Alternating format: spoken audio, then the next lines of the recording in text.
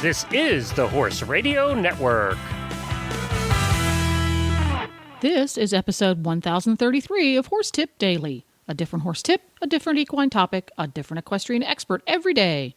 Horse Tip Daily brings the world of equine knowledge to you, one day at a time.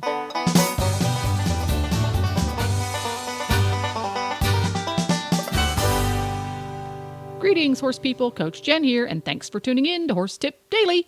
Today's tip is an excerpt from the Horses in the Morning monthly training episode with Mary Kitzmiller. Mary talks about how and why she teaches horses to lay down on command.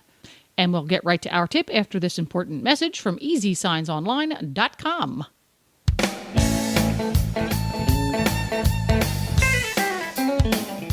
This week's EasySignsOnline.com spotlight product is their New England Style Farm Signs, their most popular line of signs. New England Style Farm Signs are very durable and designed for long-term outdoor use with no maintenance required, no wood to rot, and no paint to peel. They will outlast the old style painted wood signs by many, many years. They are available in many sizes, shapes, and styles, which makes them the perfect sign for any farm or business. Go online today and go through the EasySignsOnline.com easy step-by-step ordering process to see all the prices and options available. They also offer free, no-obligation sign proofs on all New England-style signs, and you get free shipping as well on all New England-style signs. So replace your old worn-out sign and make a great first impression with a new farm sign from EasySignsOnline.com. And the holidays are right around the corner, so it's a terrific gift idea. I can't think of a better one. Visit EasySignsOnline.com.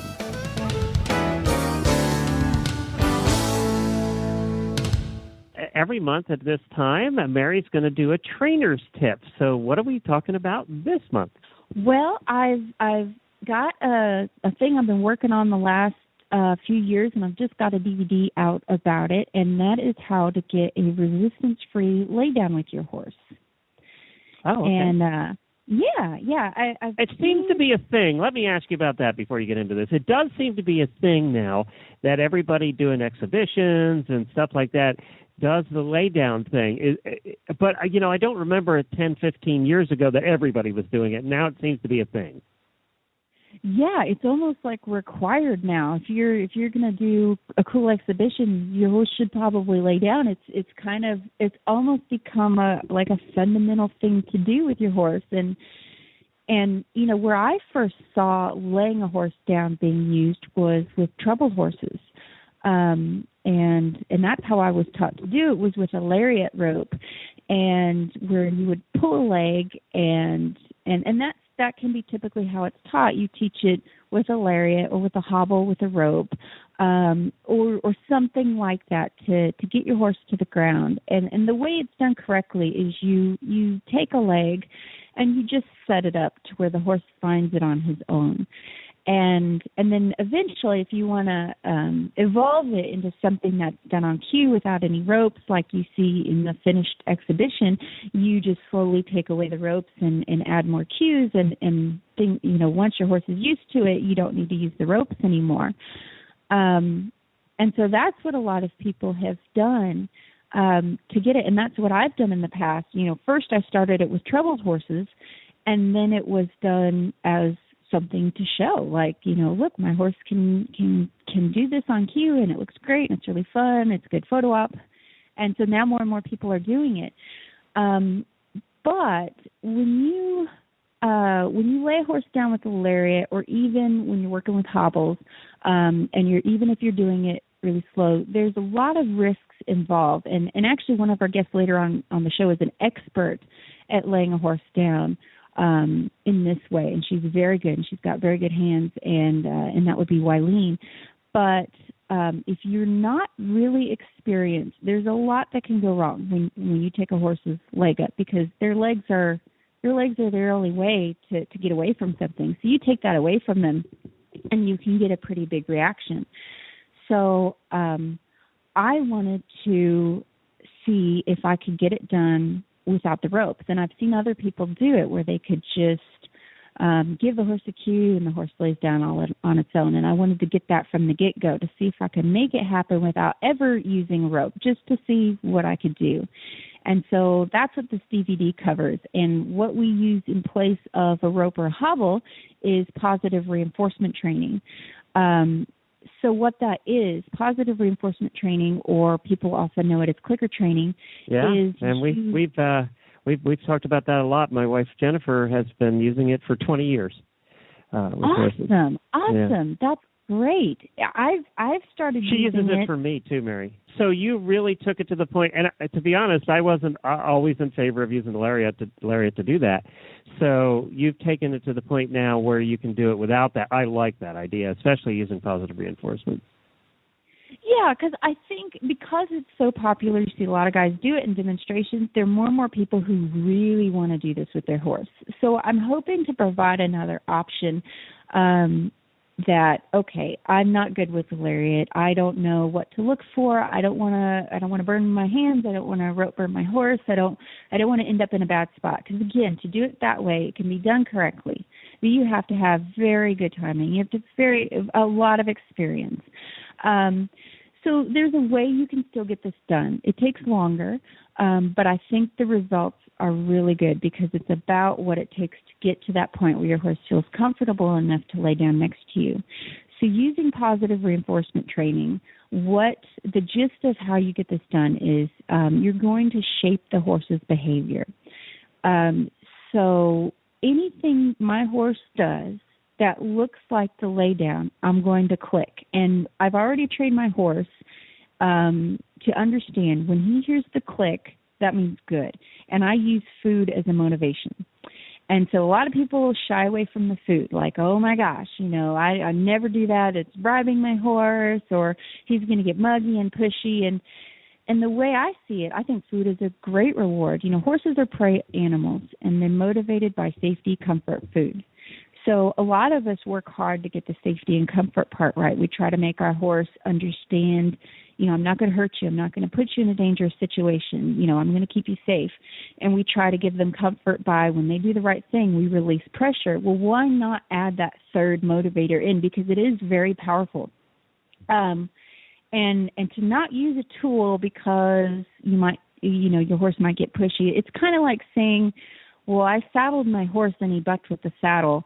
So I don't work with saddles anymore because that's what happened when I saddled him. So I'm just never going to saddle him again. It's like, no, you just teach him, here's what this is, and here's the boundaries, and you can absolutely get that done with food, and teach your horse to be respectful and patient and to wait for that reward, or that he'll only get that reward if he does X behavior. And so with the lay down, you are just shaping a series of tiny behaviors until it builds up into the lay down. So, that would be, and you have to really watch your horse and say, well, what does he do before he lays down? Well, he lowers his head. So you might go out and click that. And then, the next thing he'll do is he'll paw at the ground. So, okay, let's reward that. And the next thing he might do is circle. Okay, we'll reward that. So you just keep incrementally rewarding all these behaviors, and before long, your horse is going to be doing so many things that look like laying down that it's just going to enter his head like, oh, I should probably lay down. So that's how we get it there. And with the clicker, there's endless possibilities on what you could teach. I use it to teach lead changes, to teach stop, spins, all the reining maneuvers. I've used it a lot with my Road to the Horse colt Guthrie and had a lot of great success with it. Well, I like to hear that. And people can get that on your website, right, if they want to learn to do it. Good Christmas gift, for that matter. Yes, we've got it filmed. We've got everything designed and ready to go. It's on the website for pre-order, and we should have it ready within the next week or so to ship out.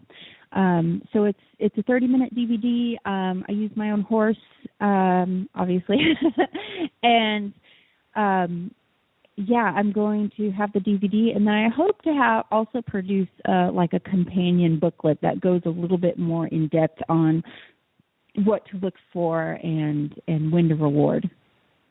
Well, my driving pony has just the opposite problem. My little Hackney, he has the opposite problem because he likes to lay down and roll on everything. So he's very famous. As a matter of fact, on the internet, has 3 million views on his video of him rolling in the stream.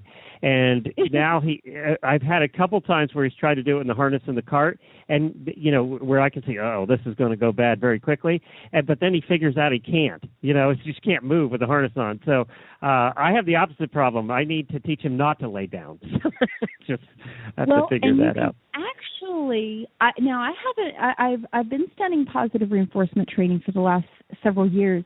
You can actually put a behavior like that to a cue and then simply never give the cue.